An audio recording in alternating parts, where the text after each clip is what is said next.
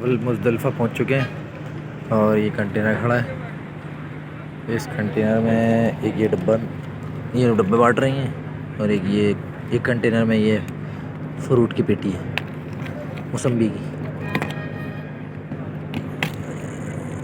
सब लोग पेटियां ले लेके जा रहे हैं। कंटेनर खुला नहीं दे रहे, खाली पेटी दे रहे हैं।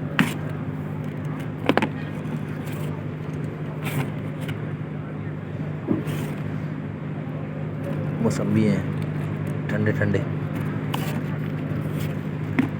और इसमें वो है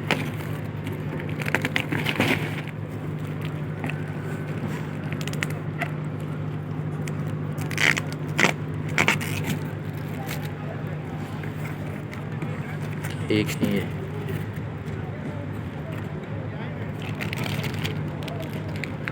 पेटीज की तरह है। उसके अंदर जो स्ट्रॉबेरी का वो है, वो डाला हुआ है।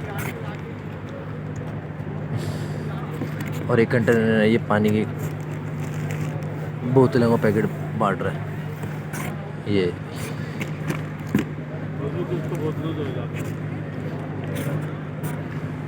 ये ले।